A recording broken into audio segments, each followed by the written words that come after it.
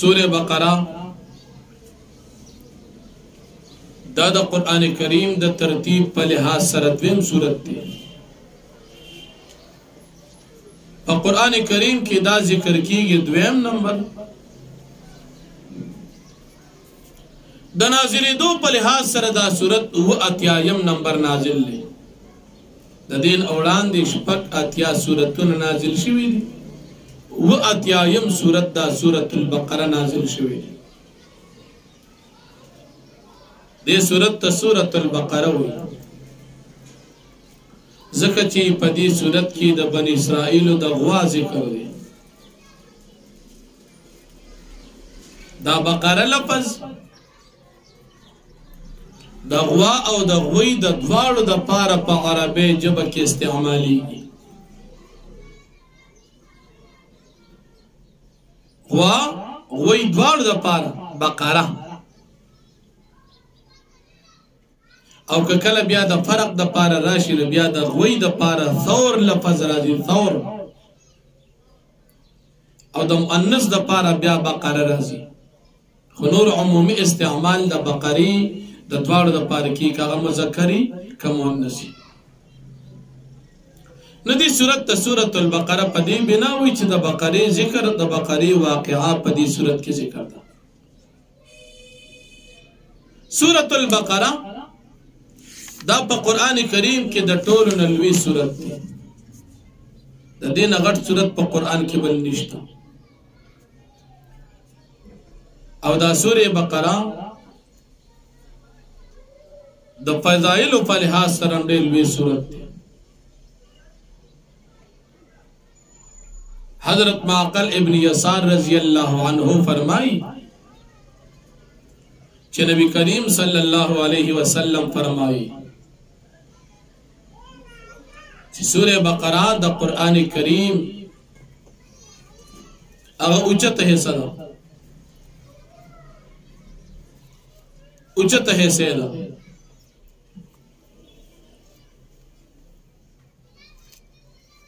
سنام القرآن دیتا ویلیش نو سنام القرآن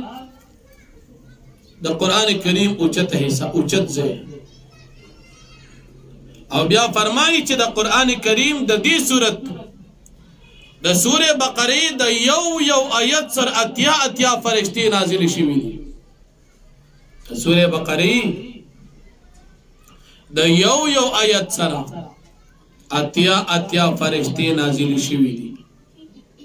او بیا نبی کریم صلی الله علیه وسلم فرمائی چې بالخصوص په دې صورت کې یو آیت تی آیت الکرسی چې هغه د عرش د لاندې نه نازل شوی دی دا سورہ بقرہ ده حضرت ابو هريره رضی اللہ عنہ فرمائی چې نبی کریم صلی اللہ علیہ وسلم فرمائی چې تاسو د خپل کورونو نه مقبره او قبرستان ما جوړوي ادیرت ما جوړوي یعنی د ذکر نه د تلاوت نه د دعاګانو نه دین خالی کوي ما څنګه چې مقبره کې خلک ذکرونه وغیرہ نه کوي دغه شان تاسو کورونه داسې ما جوړوي بیا فرمایي چې بشک دا شیطان دا کور نه تختی په کم کور کې چې د سورې بقره تلاوت کیږي نو سورې بقره تلاوت والا کور هغه کې شیطان نه ټینګي یا تختی دا نبی کریم صلی اللہ علیہ وسلم حدیث مبارکم دی او الحمدللہ دا دنیا پا معاشرہ کی دا تجربے نہ ثابت خبر چھ پا کم کور کی سورہ بقرہ لستلی شلتا جنات شیطانان نٹنگی گی پکار دار چې مسلمانان په خپل کورونو کې د سورې بقره تلاوت کوي بل حضرت ابو هريره حضرت ابو امامہ رضی اللہ عنہ فرمائی ابو امامہ رضی اللہ عنہ فرمائی چې نبی کریم صلی اللہ علیہ وسلم نمی وریدل نبی علیہ السلام فرمائی تاسو قرآن تلاوت کوئی نن مسلمانان تلاوتونو توزگار ندی مسلمانان نن ذکر توزگار ندی مسلمانان نن دعاگانو توزگار ندی مسلمانان سر نن د هر چیز د پاره وخت د قرآن د پاره نشته مخکې غریبۍ مال دولت د دنیا د مسلمانانو سره ډېر نو جماعتونه کمزوري دیوالونه به اکثر د خټي وو چتونه به د لرګو جماعتونه کې به فرشونه نو هغه به کچو پای کې به خلکو سرګړې واخا چولې دروازې به د لرګي وي او د سونه زینه به کمزوري بعضی جماعتونه کې به اوبوي بعض جماعتونه کې به اوبم نه وي لیکن په عبادت او آبادو مسلمانان بوله تلاوت تلل قرآن کریم سبق په مسلمانانو په جماعت کې تلاوت کول نن قرآن کریم تلاوت صرف عالمان و طالبان ته پاتې وي طالبان به د قرآن سبق کوي عالمان به وي بس قاریان به وي مسلمانان نن د قرآن مجید تلاوت د پاره ټیم نه لري مسلمانان نن صرف فیسبوک ته پرېږدي د موبایل ټیک ټاک ته پرېږدي یا د انور مردارو هغه پبجي وغیرہ گیمونو ته پرېږدي یا په موبایلونو کې مختلف سيزونو ته پرېږدي شپې د نا وخت پورې بناستې موبایل کې مصروف وي او بیا چې کله سهار مونږ ټیم شین بیا ود پاتې شي مسلمانان دې چې تر ورسېږي الوی د تاوان د نقصان خبره ده مسلمان اوس مودري کافر دومره مهنت کړی چې مسلمان په خپل جماعت کې د سبق نه بند کړی دي په خپل محله کې د جماعت نه بند کړی دي د فرض مانځنه بند کړی دي لیکن مسلمان دومره اودري چې بیا هم نه پاسي نو نبی کریم صلی الله علیه وسلم فرمایي چې تاسو قرآن تلاوت کوئ ځکه دا قرآن کریم به د قیامت پر ورځ خپل لوستونکو شفاعت کوي نن په مدرسو کې طالبان او په مدرسو کې طالبات ای سره دومره ټیم نه چې د قرآن سبق وي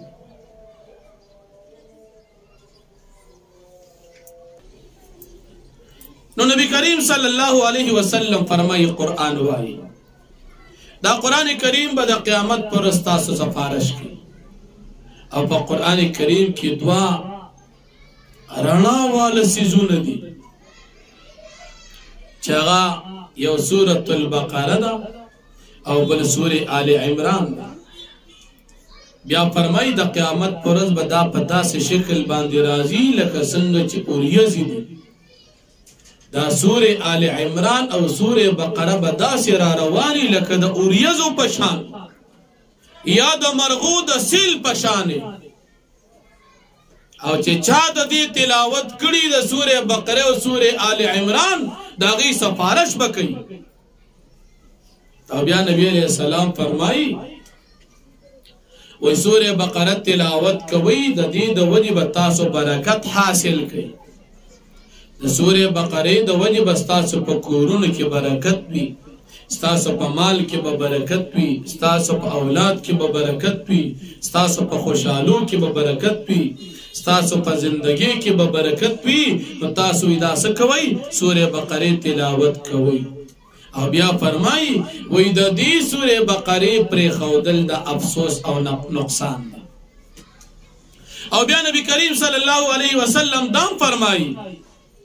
چې څومره اهل باطل او کافران دي هغه د سورې بقره یادول نشي او بیا فرمایي چې اهل باطل څومره جادوګر دي هغه د سورې بقره مقابله نشي کولی د سورې بقره د قران هغه سورت ده ها سورې بقره چې کوم انسان لولي په د باندې جادو اثر نه کوي او که په د باندې چا جادو کوډ کم جادوګر ظالم کړي کافر پی کړي ندی سورہ بقره سره ودا جادو دا جنات اثرات تی ختمی هر مسلمان غواړي زمانه د جادو اثر ختم شي، زمانه د جنات و ظالمانو اثرات ختم شي. نو نبی علیہ السلام منگو تاسو ته وظیفه وښودله چې سوره بقره تلاوت کوئ. حضرت ابو هريره رضی الله عنه فرمایي چې نبی کریم صلی الله علیه وسلم فرمایي د هر شي یو اوچت ځای وي او د قران کریم او اوچته حصہ سوره بقره او پدې کې یو آیت ته چې دا د ټول آیتونو سردار دی چې هغه آیت الکرسی ده. پدې سوره بقره کې یو آیت دی چې د قران کریم د ټول آیتونو سردار دی، هغه آیت الکرسی ده. او بیا فرمایي چې په کوم کور کې دا آیت ولوستل شي نو شیطان به خامخا تختی. نو که په کور کې مثال د جناتو اثرات وي، په کور کې مثال د سحر اثرات وي، په کور کې مثال د بد نظر اثرات وي، په کور کې دغه ضرري مخلوق وي، د هغې دپاره وظیفه د نبی کریم صلی الله علیه وسلم حدیث مبارک من او تاسو ته وښودله چې هغه آیت الکرسی لوستل دي. نو آیت الکرسی به زده کوي او دا به وایي. چا چې آیت الکرسی زده کړه دا وایي، دا په ځانم دموي او په خپل اهل و عیالو په کورونو کې دا دموي. الله پاک به مو د جناتو شیاطینو د جادو د اثر نه ساتي. او که چا قرآن نم دی ویلی نو بیا هم زده کوي، یو یو ټکي وایي قرآن مو نه دی ویلی، آیت الکرسی زده کوي، سبقونه پکې زده کوي. نو دا د سوره بقره مختصر غونتې تاسو ته فضیلت بیان شو. د یو سورت د بل سورت سره ربط او مناسبت وي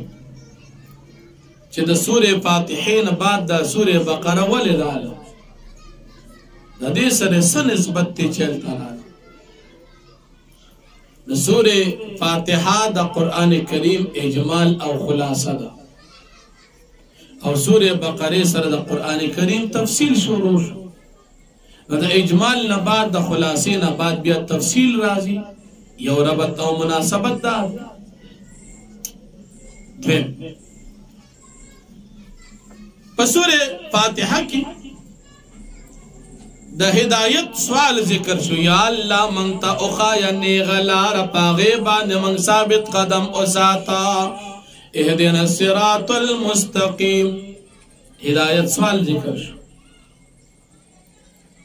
د سوره بقره په شروع کې د هدایت حاصلون کې ذکر کېږي چې دا هدایت چاته حاصلېږي. هدى للمتقین، دا هدایت حاصلېږي د متقیانو د پاره، د نیکان خلک هدایت حاصلوي. چې څوک مونځ کوي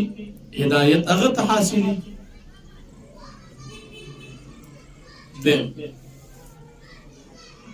بل ربط او مناسبت د سوره فاتحه د سوره بقره سره ده چې د سوره فاتحه په شروع کې د الله صفت بیان شو چې الحمدلله رب العالمین، او د سوره بقره په شروع کې هم د الله رب العالمین صفت ذکر کیږي چې الله رب العالمین کم ذات دی، هغه ذات چې تاسو ټول مخلوقات پیدا کړي، هغه ذات بیا د هغه صفتونه ذکر کی انعامات. بل د سوره فاتحه په اخره کې دعا ذکر شو، اهدنا الصراط المستقیم. د سوره بقره په اخره کې دعا ذکر کی، ربنا لا تؤاخذنا ان نسينا او اخطأنا ربنا ولا تحمل علينا إصرا كما حملته على الذين من قبلنا. بل د سوره بقره په شروع سوره فاتحه په شروع کې الله رب العالمین بادشاہی ذکر شو. نو د سوره بقره په شروع کې د الله رب العالمین بادشاہی او ربوبیت ذکر کی. بل سوره فاتحه په اخره کې د نیکانو خلقو ذکر اوشو چې موږ تا غلات او خایا چې پاغي باندې نیکان خلق روان دي صراط الذين انعمت عليهم لار دای کسانو چې تا پاغي باندې خپل انعام کړي پاغ لار موږ روانو ساته د سوره بقره په اخره کې دا ای خلکو ذکر دي متقین سوکتی آمن الرسول بما انزل الیه من ربه والمؤمنون كل آمن بالله وملائكته وكتبه ورسله د سوره فاتحه په اخره کې متقیان او د سوره بقره په اخره کې هم متقیان ذکر کی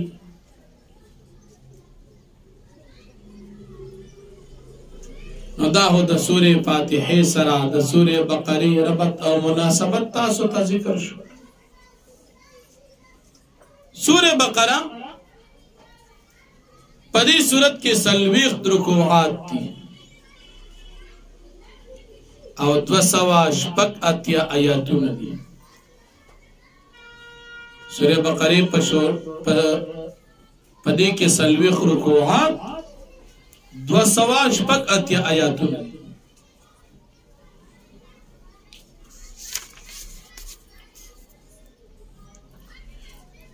د سوره بقره مختصرا خلاصم لګولې کوي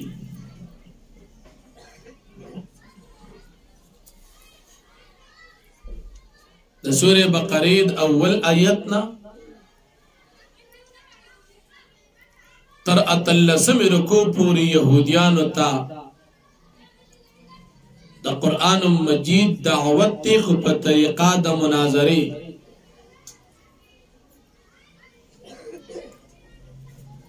دا بعضی خلک د دې مناظره سره داسې لګبت ګڼي دا نه پوهیږي مناظرات د دین غټه حصہ ده د حق او د باطل مقابله چې کله وشي او حق پکې ښکاره شي دا په مناظره کې ښکاره کیږي په بل طریقه نه ښکاره کیږي او د اظهار د حق د لپاره مناظره کول د عبادت دي اوس د حق او د باطل تمیز کیږي په دلایل سره باطل سره دلیل نه او حق سره دلیل وي نو دا دلیل چې د حق په ذکر کې خدا عبادت دي دا باز خلک دی مناظره تشر او فساد وي پرون یو ملګری نه اوریدل پلار مې دی مناظره پس ډېرې بدې روي وي چې دا فسادات ته شرونه دي اماوی دا ناپوه دی جاهل دی جاهل پدې نه چې مناظره خو ابراهيم عليه السلام د نمرود سره کړی و لکه مناظره فساد ابراهيم عليه السلام فساد وکړ موسی عليه السلام مناظره د فرعون سره کړی و لکه مناظره فساد نو نعوذ بالله موسی عليه السلام فساد وکړ مناظره نبی عليه السلام د عیسایانو د نجران سره کړی و لکه مناظره فساد او نبی علیہ السلام نعوذ بالله فساد کړ مناظره خو صحابه کرامو د کافرانو سره کولی د خوارج سره حضرت علی رضی الله عنه مناظره کولی نو کدا فساد او صحابه فساد کړی امام اعظم ابو حنیفه رحمت الله علیه د سمر اهل باطل سره مناظره کړی نو که مناظره فساد امام ابو حنیفه رحمت الله علیه نعوذ بالله فساد کړ دا جاهل دی ناپوه دی نو مناظره دی که ډېرې فایدې دي او الحمدلله دا الله رب العالمین ناراضي یو چې زمونږ تعلق داسې جماعت سره پیدا کړی چې هغه د خپل دین د عقایدو او د خپل مذهب د مسائلو په میدان د مناظره کې کلک خدمت کوي دا مناظره غوري اسی نه کیږي دا د ایمان په طاقت کیږي دا مناظره چې څوکین دا لیونیان نه دا څوک پیسې ورکړي دې سره د دین غم وي د دین درد دی دی وی زم په دین دا سوال شي اعتراض ته جواب زور غټ غټ مولیان جواب نشي کولی او د مناظره والا جماعت الحمدلله جواب کولی شي دا د مناظره جماعت والا کمال ایمان دې ته سلام دی پدی باب کې زموږ استاد محترم ترجمان علماء دیوبند مفتی محمد ندیم محمودی سر یقینا داغي پدی باب کې ډېر لوی خدمات دي او دا څومره اهل باطل چې نن د مناظرو پسې خبرې کوي دا ردی وجه کوي چې دا لا جواب شوی دي حالانکه تاسو ته پته چې دی باطل او بدی علماء دیوبند پسې احناف پسې څومره فتوی لګول کافر دی او مشرک دی او منځ فاسد دی او منځ غلط دی او دغه غلط دی او هغه غلط دی وی کنه به اوس ولې نه وای دا د مفتی سے محترم برکت دی الحمدلله او دا غوی د شاګردانو برکت دی چې دغه باطل په دی باندې پیښول چې د دلیل په میدان کې دی سره خبرې کول مشکل دي نو بیا کله وی مناظره فساد دي او مناظره جګړه دي چې تاسو په سپیکر باندې بدره دی ویل هغه ټیکو خو چې دلیل د ملاویږي نو غلط شو نو مناظره د دین هم شعبه ده هم په علماء کې بعضی مولیان مخکې ورځ کې یو مفتی صاحب د تچا یادوي غټ اولاد مناظرو پسې بدره دی نو میدان مفتی نه دی اصل کې غریب د علم نه خبر نه دی شاه ولی الله رحمت الله علیه د علم په اقسام او علم المناظره علم الجدل مستقل علم ذکر کړي د قران نه ثابت علم د علم الجدل علم المناظره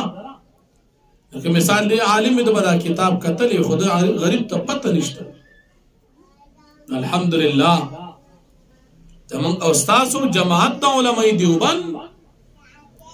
دا سي جماعت الحمدلله د مفتی سے محترم خصوصا دا سي جماعت تی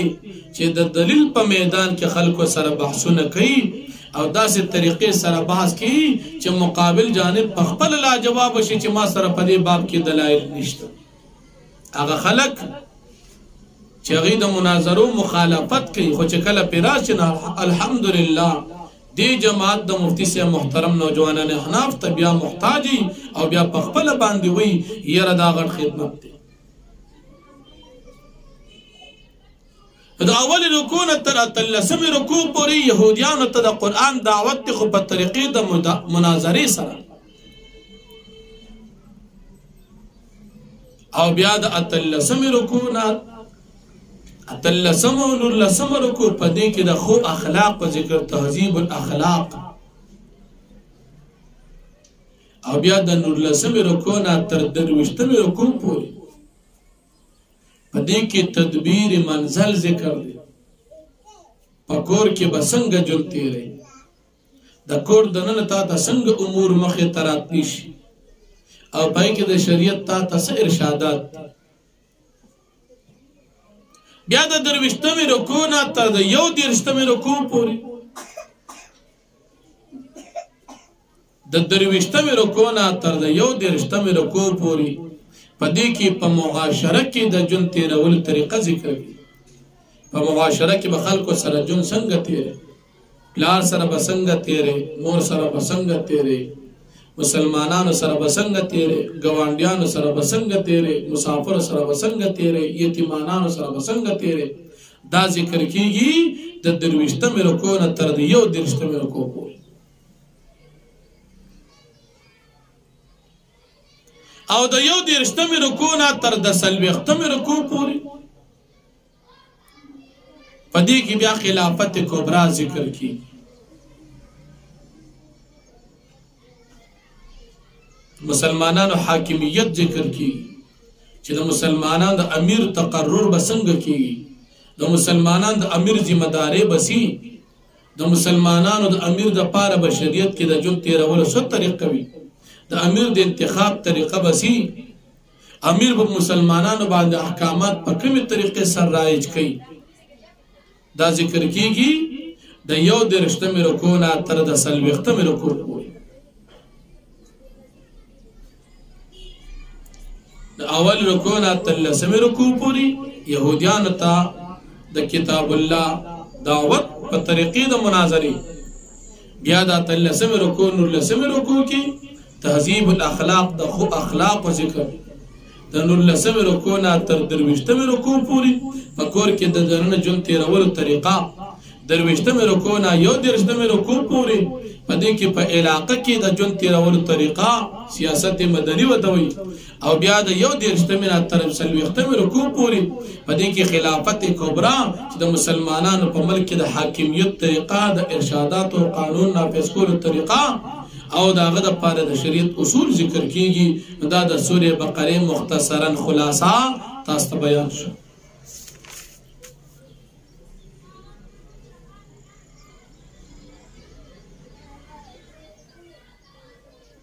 سورہ بقرہ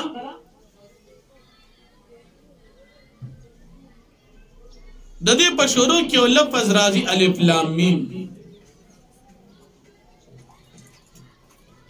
دې ته ویل شي حروف مقطعات په قران کریم کې آیاتونه درې قسم دي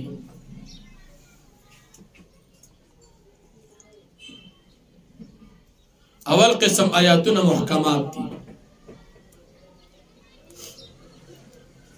دویم قسم آیاتونه متشابهات دي او دریم قسم آیاتونه مقطعات دي محکمات متشابهات مقطعات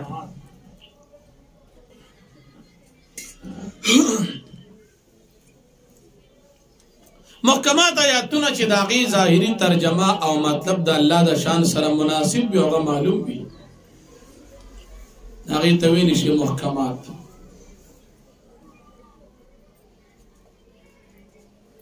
چې د هغې معنی مراد معلوم وي او د الله د شان مناسب وي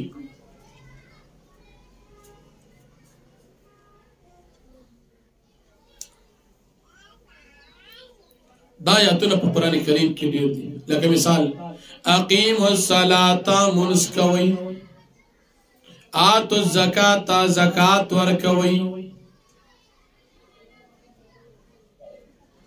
ورکعوا مع الراکعین د رکوع کوونکو سره رکوع کوئ واعبدوا الله د الله عبادت کوئ ولا تشرکوا به شیئا د الله سره هیڅ قسم شرک مه کوئ دا محکمات دي معنی معلومه ده د الله د شان مناسب ده دویم قسم متشابهات دي چې داغي ظاهري ترجمه خو معلوم وي حقيقي معنی او مراد داغي پټ وي او ظاهري مراد د الله د شان مناسب نه وي متشابهات ترجمه معلومه ظاهري معنی د الله د شان مناسب نه او حقيقي معنی مراد د الله د شان مناسب خو هغه د مخلوق نه پټ يتويل شي متشابهات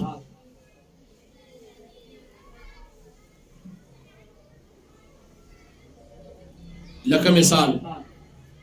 قرآن کریم کے اللہ پاک فرمائی ید اللہ فوق ایدیہم لاس دا اللہ پاک نو ید لفظ ذکر دے پا عربی کی ید لاس تاوی پختو کی وطا خلق لاس ہوئی پا عربی کی وطا ید ہوئی ترجمه خو معلومه ده اوس کته منګه ظاهري معنی مراد اخلو چې د ید نه مراد داسې لاس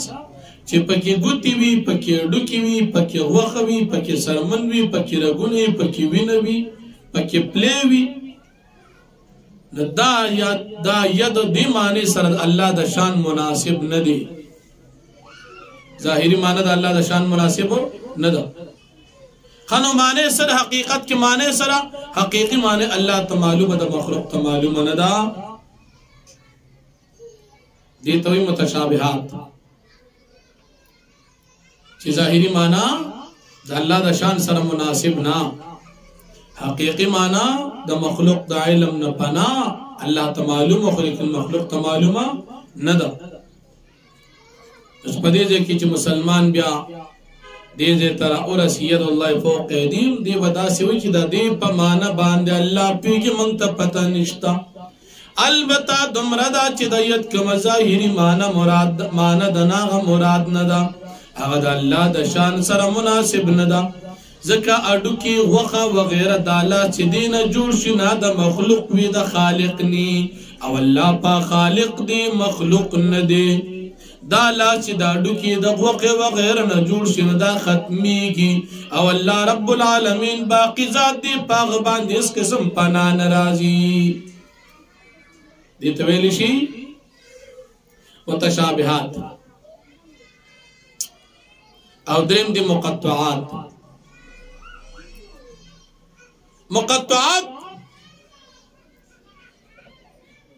هغه آیاتونه چې داغي حروف د یو بل نه جدا جدا وي داغي نه ترجمه معلومه او نه یې معنی معلومه وي لکه مثال الف لام میم الف لام میم او زدي ترجمه هم نشته معلومه او معنی هم نه ده معلومه نه ترجمه معلومه ده او نه معنی مراد مطلوب مقصود حقیقت ټول یو شی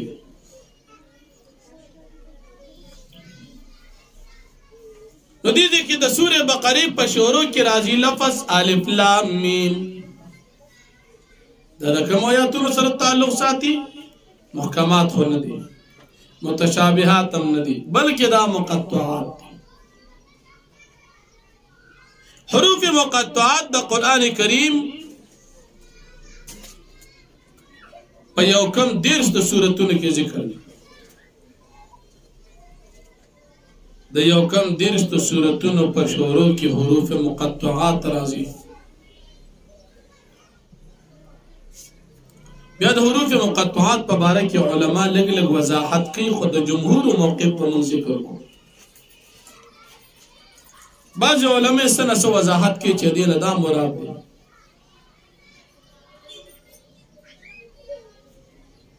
لیکن جمهور علما فرمایي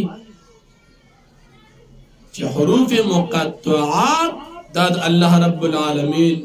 راز دی راز چې د دې له مراد دی الله ته معلوم دی چاته خودل نه دی الف لام میم دا الله راز دی پته نه لګي څه مطلب دی الله ته معلوم دی چاته معلوم نه دی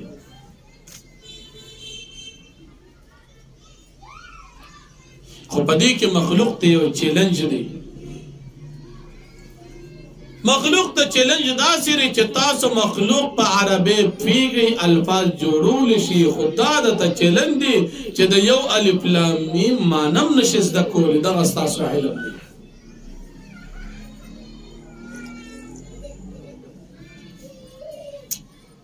مخلوق لګیا دی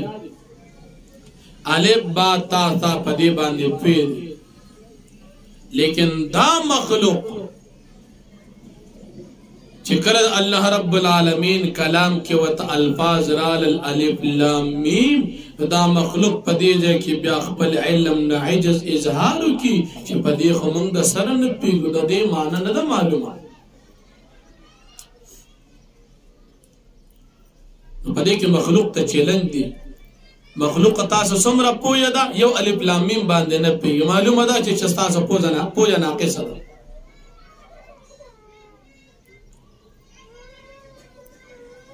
حروف مقطعات دا د قران کریم په شروع کې د سورتونو راځي یو کم دیرش د سورتونو کې ذکر دي حروف مقطعات په باره کې د علماء جمهور اتفاقی موقف دا دی چې دا حروف مقطعات د دې په معنی باندې الله په یمن په نه پی د دې وجنا مفسرین حضرات د دې الفاظ نه بعد لیکي الله اعلم بمراده الله خفيږي په مراد د دې حروف باندې الله پاک ته پته دا چې د الف لام میم څه مطلب دی مفسرین بیا ذکر کوي چې موږ به صرف دومره وایو چې په دې باندې صرف الله پیږي نور په څوک نه پیږي نه په ولی پیږي نه په نبی پیږي نه په بل امتی پیږي چې باندې څوک پیږي صرف الله الف لام میم د دې څه معنی ده موږ ته معلومه چاته معلومه ده الله ته بس مسلمان بنور دې کې قصې نه کوي خو معنی چاته معلومه نه ده. په دې ځای کې د مودودیانو ملا غلط شوی دی. دا مودودیان جماعت اسلامی والا چې دی کوم مشهور هغه ته به مودودی وي، ابوالأعلى مودودی. هغه تفسیر لیکي تفهیم القرآن او د حروف مقطعات معنی په خوا خلکو ته معلومه، لیکن دا بیا ایره شو، دا دروغ وي. حروف مقطعات خو د متشابهات په نسبت هم ګران دي، په محکمات بندگان پیږي، په متشابهات ظاهري ترجمه باندې بندگان پیږي، په معنی نه پیږي، او په مقطعات ظاهري ترجمه باندې بندگان نه پیږي. نو مودودی په دې کې غلط شوی دی. مودودی وی چې د دې معنی مخکې خلکو ته معلومه، بیا ته ایره شوی، دا خبره صحیح نه ده، چاته معلومه نه وه. نو دا خو د حروف مقطعات مسله شو. بیا د الف لام میم نه بعد په سوره بقره په دې شروع کې راځي ذالک الکتاب لا ریب فیه. ذالک دا بزرگان په پیږي، ذالک اسم اشاره د بعید د پاره دی، هاذا د نږدې د پاره دی، هاذا هاذان هؤلاء، هذه هاتان هؤلاء، ذالک ذانک اولئک، تلک تانک اولئک، د اشاره بعید د پاره دی. نو ذالک خود لري د پاره دی، قرآن خو زمونږ استاد وړاندې. بیا ذالک مراد سری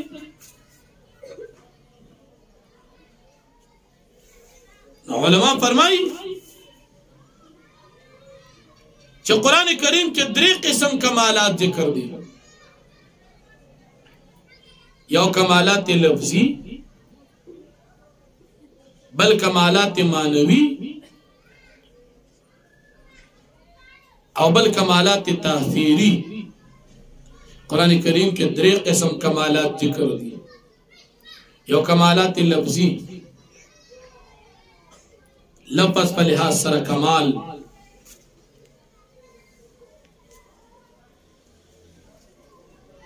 دیم کمالات معنوی، او دریم کمالات تاثیری. کمالات لفظی د قرآن کریم، ذالک الکتاب، دا کتاب قرآن چې دا د فصاحت او د بلاغت د الفاظو نډک کتاب دی. الفاظ د دې د فصاحت او د بلاغت ډک الفاظ دي چې دا معجزه د پیغمبر علیه السلام د بنده کلام نه، د الله کلام دی. یو کمالات لفظی. دیم کمالات معنوی، د دې معنی کې دومره کمال دی چې یو انسان د زدو او د عناد نه بالاتر شي، دی په خپله پوهېږي چې دا قرآن د بنده خبر نه، دا الله خبرې دي. لا ریب فی، هېڅ شک نشته په دې کې. قرآن د الله کتاب دی، شک پکې نشته. ولې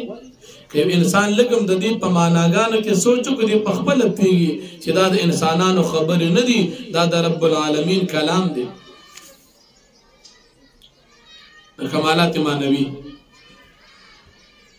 او دریم کمال تاثیری. د قرآن کریم تاثیر څومره دی، اثر پکې څومره دی. هدى للمتقین، دا هدایت دی د متقیانو د پاره. کم انسان کی چې تقوا وي، نو دا قرآن پاغ باندې اثر کی، تاثیر پاغ کې کوي. هغه څنګه؟ هغه خلکو چې د جاهلیت په مرتبو کې ناستو، هغه خلکو چې د جاهلیت د وجې به خپل لوریانې ژوندې په ځمکه خښولې، هغه خلکو چې په معمولی خبرو باندې به په کلونو خپل منځ کې جګړه او دښمنۍ کولې. لیکن د قرآن کریم اثر په دومره مضبوط وشو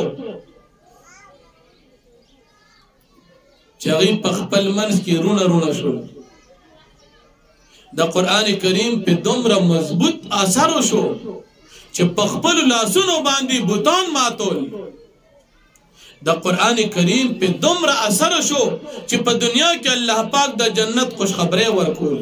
د اثر د قرآن کمال اثر دی.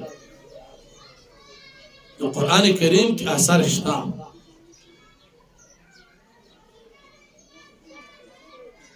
قرآن کریم کې درې واړه کمالات دي. کمالات لفظي، کمالات معنوي او کمالات تاثیری اثر کول.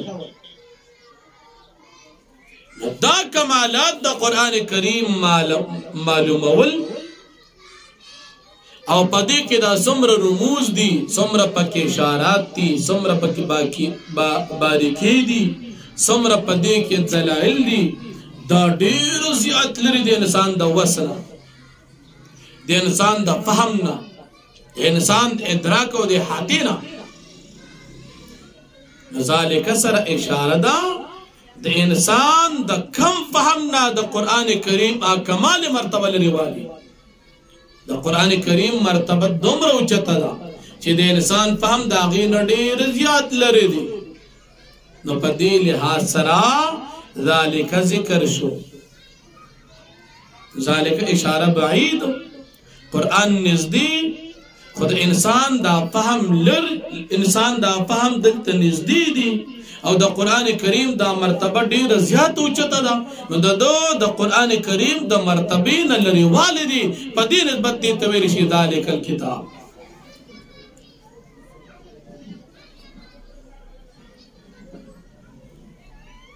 نو د دې وجه نه دې ځای کې ذالک ذکر شو او هذا ذکر نه شو.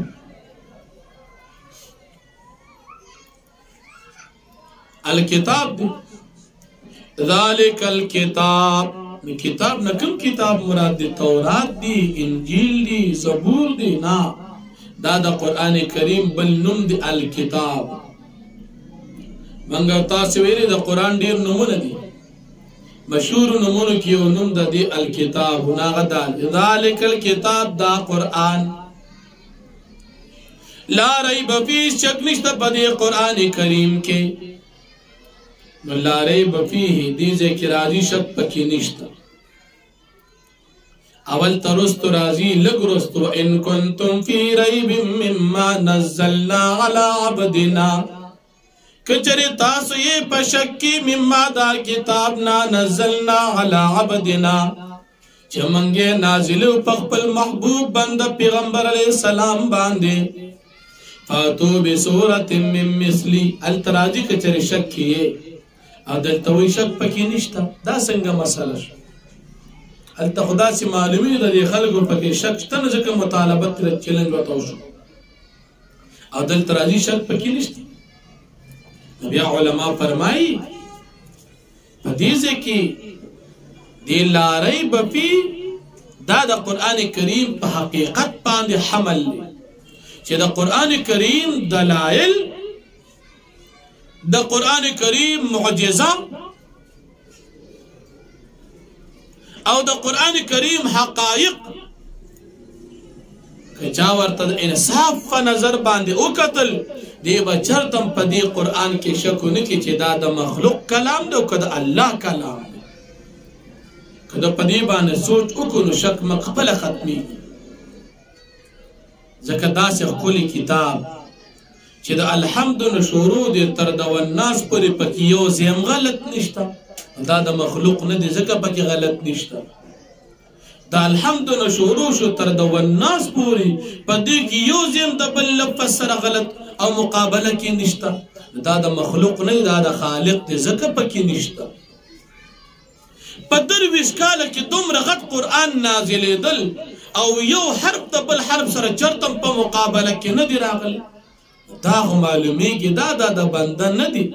ځکه بنده خو چې نن یو خبر وکړي نو سبا ورته پته نه چې ما پرون څه ویلي. بنده چې نن خبر وکړي نو میاشت بعد ترې نه هېري چې ما پرون میاشت وړاندې څه ویلي. بنده چې نن یو چا سره خبر وکړي او نصیحت ورته وکړي نو کال بعد ترې نه هېري چې دته ما څه ویلي، کله د هغې نه خلاف خبره وکړي. دا بنده په خبرو کې دا راځي خو د رب العالمین په 23 کاله قرآن نازلېدو کې یو ځم غلطي نشته چې یو انسان د انصاف په نظر باندې وګوري دی په دې نتیجه باندې ورسیږي چې دا قرآن د الله کتاب او کلام دی د بندگانو کلام او کتاب نه دی ځکه دی کې بیا ډېرې غلطۍ وي که دا بندگانو جوړ کړو لکه موږ تاسو سوچ وکړو نن زه یو خبره وکړم هفته بعد څه کې چې سبا له ما نه ایرې چې ما پرون څه ویلي او چې 23 کاله شي نو سمو خیال دی چې خو انسان نه ډېرې خبرې ایرېږي بیا ورته پته هم نه لګي چې کال وړاندې ما څه ویلي هلته خو څه دام نه چې تا به ځان سره موبایل ریکارډ دی ولې ریکارډینګ به کې هلته خو څه دام نه چې مثال ته به ټیپ کیسټ ولګي او په هغې به ریکارډ کړي اخو دا سیسټم هم دی د انسان نه غلطۍ په خبرو کې راځي خو که یو سړی د انصاف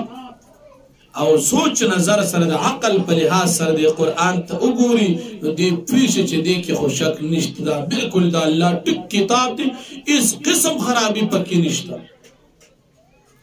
ځکه وی لا ریب فیه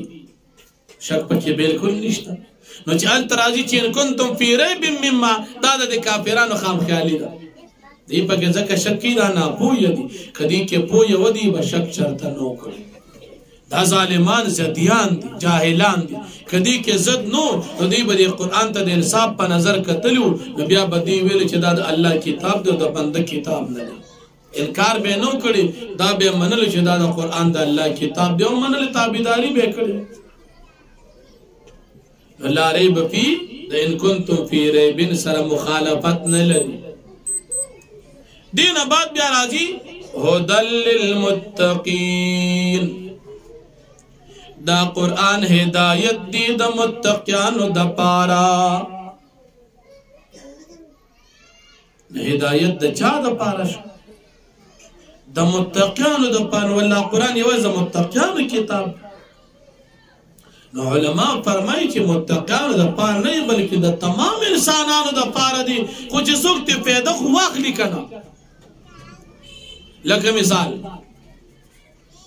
د واورې یو غونډارې دی په ځمکه باندې پروت دی نو چې چا دا فایده کې راوسته نو هغه د پاره ښه شو که نه په سړک باندې پروت دی ویلې شو نو بیا خو دته څه فایده وانه خیستله اور غونډارې په لاره پروت دی خلک پې تېرېږي را تېرېږي ځان لی نه رالي نو واوره خو په خپل ځای ښه ده خو چې فایده دې چا وانه اخېسته نو مجرم دی شو او کنه یو سړی په لاره تېرېدو د واورې غونډارې راواخېسته ځان له ښایسته مزېدار د ګوړې په شربت کې واچو او شربت یې ځان له ښایسته یخ کړ نو ده ترې فایده واخېسته د قرآن کریم د فایدې کتاب خو چې فایده چې چا واخېسته نو هغه دپاره فایدې شو چې فایدې وانه اخېسته را پې څه پې شو چې دې کې څو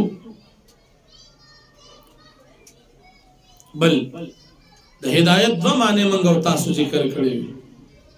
یو معنی مو ذکر کړو اراءة الطریق لارښودنه او دې معنی مو ذکر کړی وه ایصال الی المطلوب مقصود ته رسول نو هدایت دا قرآن د هدایت کتاب دی رهنمایي کوي رهنمایي کوي لاره ښودونکی دی خو چې چا خو د دې نه رهنمایي حاصله کړو لاره عمومي او که نه رهنمایي حاصله نه کړه هغه د خو په خپله نقصان وشو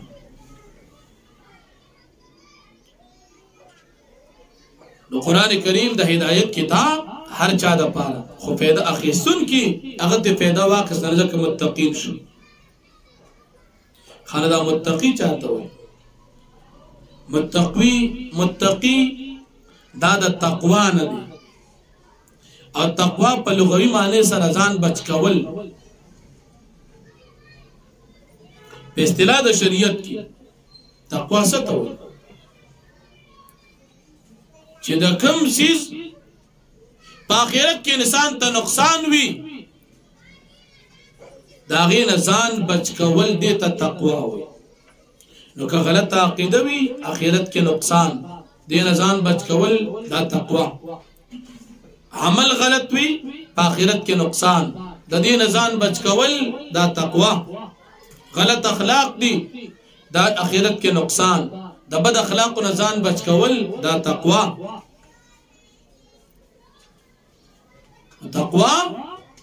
په اصطلاح کې هغه سیز نه ځان بچ کول چې په آخرت کې نقصان ورکړي. نو که د دې سیز تعلق د عقیدې سره، د عمل سره، د خبرې سره یا د اخلاق سره، هر سیز سره خو چې تعلق وي خو چې په آخرت کې نقصان ورکړي، د هغې نه ځان بچ کول دا تقوا ده. د تقوا بیا درې مرتبې دي. یو تقوا د اعلی مرتبه ده، دویمه تقوا د اوسط مرتبه ده، او دریمه تقوا د ادنا مرتبه ده. اعلی مرتبه تقوا دا ده چې انسان د کفر نه، د شرک نه، د صغائر گناهونو، د کبائر گناهونو، د خلاف اولا کار نه د دې مکمل ځان بچ کی. نو دې ته وی اعلی تقوا. او دا تقوا د پیغمبرانو چې دوی د هر قسم ګناه سکے چې د ګناه د ارادې نه معصوم وي، نو دا تقوا اعلی تقوا شو. دیمه تقوا اوسط درجه ده چې د کفر نه ځان بچ کی، د ګناه کبیرې نه ځان بچ کی، لیکن کله کله ته صغائر کیږي یا خلاف اولا کار ته کیږي. دا تقوا دا نیکانو خلق شو، نیکانو امتیانو شو چې صغائر ته کله کله کیږي، کبیرې نه ځان بچ کی، کفر شرک نه ځان بچ کی، لیکن ګم کله کله وړ ګناه شي. دا ادنا اوسط درجه شو. او ادنا درجه تقوا چې د کفر شرک نه ځان بچ کی، وړ ګناه ته کیږي، غټ ګناه ته کیږي، خلاف اولا کارونه کیږي، نو دا تقوا د عام مسلمانانو شو. مسلمان کفر شرک نه کوي، البته ګناهونه کیږي. چې ګناهونه ته کیدي شي، ګناهونه کوي، دا ادنا درجه درې قسم تقوا شو. نو الله جل شانه فرمایي بسم الله الرحمن الرحیم. شروع کوم په برکت د نوم د الله چې عام مهربان دی او خاص مهربان دی. الف لام میم. الله پیږي په معنا د دې حروف باندې، د دې په معنا باندې څوک پیږي؟ صرف الله. ذالک الکتاب، دا کتاب چې د ډېرې لویو چتې مرتبې خاوند کتاب قرآن دی. لا ریب فیه، هیڅ شک نشته په دې قرآن کتاب کې. هدن، دا قرآن هدایت دی للمتقین، د متقیانو پرهیزګارانو نیکانو خلقو د پاره. واخر دعوانا ان الحمد لله رب العالمین.